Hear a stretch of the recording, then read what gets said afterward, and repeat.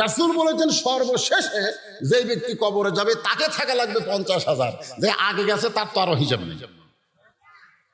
তাহলে 50,000 বছর যদি কবরে থাকা লাগে, একটা আবার চোখ বন্ধ করে দেখেন তো জানলা কয়টা, দেখেন চোখ বন্ধ করে দেখেন, বালিশ আছে, কম্বল আছে, দরজা নাই, জানলা নাই, কম্বল নাই, বালিশ নাই, আলো নাই, সন্ধ্যকার কবরে 50,000 বছর কেমনে থাকবো গো নবী?